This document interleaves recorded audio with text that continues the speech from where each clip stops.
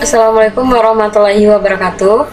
Saya Rahmayani dengan NIM 2002020042 Prodi Manajemen Sumber Daya Perairan, Fakultas Ilmu Kelautan dan Perikanan, Universitas Maritim Raja Ali Haji.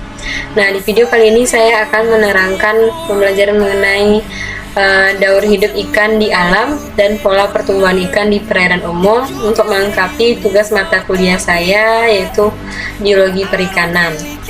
Sebelum lanjut, jangan lupa like, comment, dan subscribe, dan jangan lupa buat tekan tombol loncengnya untuk mendapatkan notifikasi video selanjutnya.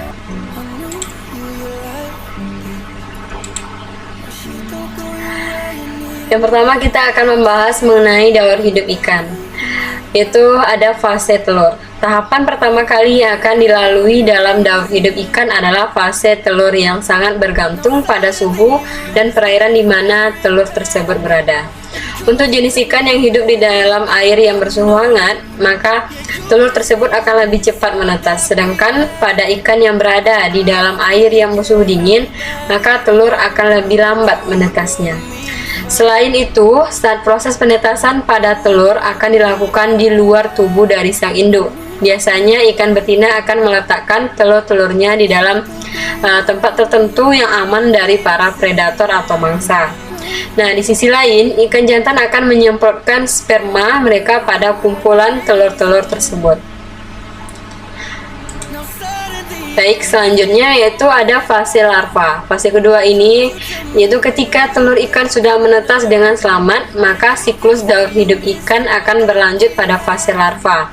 Larva merupakan sebutan untuk ikan yang baru saja menetas dengan ciri-ciri memiliki kantung kuning telur. Nah, kantung kuning telur tersebut berfungsi sebagai sumber nutrisi selama beberapa hari sebelum mereka bisa memakan mangsanya sendiri. Ketika proses memakan telur ini biasanya akan berlangsung selama 2 hingga 4 hari, ya kemudian mereka akan memakan endogen. Nah, pada saat mulut larva telah mulai terbentuk dan mata yang mulai berkembang gitu ya, maka larva akan bisa memakan organisme kecil atau partikel di dalam air yang disebut memakan eksogen. Kemudian masuk atau fase selanjutnya yaitu yang ketiga, ada fase ikan muda. Nah, setelah melewati fase larva, maka di dalam tahap ketiga akan memiliki bentuk yang hampir sama dengan ikan dewasa. Bahkan di dalam fase ini sudah mulai muncul tanda dimulainya proses lanjutan metamorfosis pada ikan yang jelas. Pada saat usia ikan sudah fase ini, maka sudah terlihat berbagai jenis macam organ pada ikan dewasa. Namun pada dasarnya masih ada beberapa organ yang masih belum mengalami perkembangan secara penuh. Nah, pada fase ikan muda ini rentan ya akan terjadinya dimakan mangsa ikan besar gitu ya. Jadi ikan muda ini rentan akan hidupnya. Kemudian yang terakhir ada fase ikan dewasa. Setelah ikan melewati fase ikan muda, maka mereka akan melanjutkan siklus daur hidupnya pada ikan dewasa. Di dalam tahap ini, struktur tubuh yang dimiliki ikan sudah jauh lebih kuat dibandingkan ketika masih menjadi ikan muda.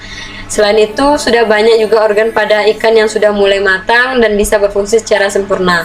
Contohnya, salah satu ciri yang dimiliki ikan yang sudah dewasa adalah berupa kemampuan untuk melakukan proses reproduksi dan melanjutkan daur hidup untuk menjaga populasinya.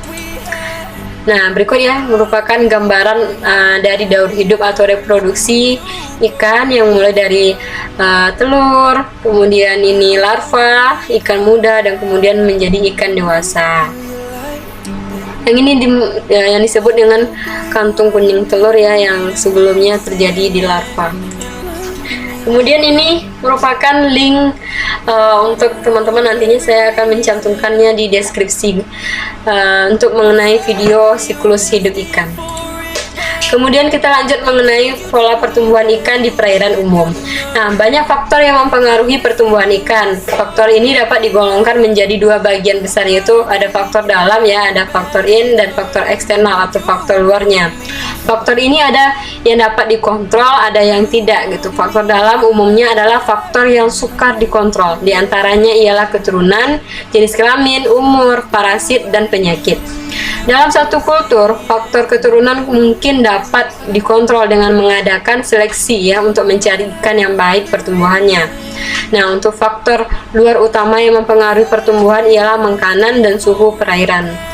Tetapi di alam tidak ada kontrol yang dapat diterapkan, begitu pula dengan jenis kelamin juga tidak dapat dikontrol. Penyakit dan parasit juga mempengaruhi pertumbuhan, terutama jika yang diserang adalah alat pencernaan makanan atau organ vital lainnya, sehingga efisiensi berkurang akibat kekurangan makanan yang berguna untuk pertumbuhan, menurut Effendi 1997. Kemudian ini ada pola pertumbuhan pada ikan yang terdapat, yaitu ada dua macam ya. Jadi yang pertama ada pertumbuhan isometrik namanya, yaitu N sama dengan 3 apabila pertumbuhan panjang dan berat ikan seimbang. Jadi kalau yang isometrik ini pertambahan panjang ikan dan berat ikan tuh seimbang. Jadi tidak ada yang timpang gitu, ada enggak yang berat aja gitu, cuma pertambahan panjang dan berat ikannya itu sama atau seimbang. Kemudian yang kedua ada pertumbuhan alometrik, menunjukkan ikan itu gemuk atau montok gitu ya, dimana pertambahan berat lebih cepat dari pertambahan panjangnya. Kemudian ini merupakan link video ya buat pertumbuhan ikan, nanti saya akan cantumkan di deskripsi juga. Oke, sekian yang dapat saya sampaikan. Lebih dan kurang saya mohon maaf, dan jangan lupa juga buat sarannya atau jangan lupa komen ya di bawah kalau ada yang salah, saya mohon maaf. Assalamualaikum warahmatullahi wabarakatuh. See you.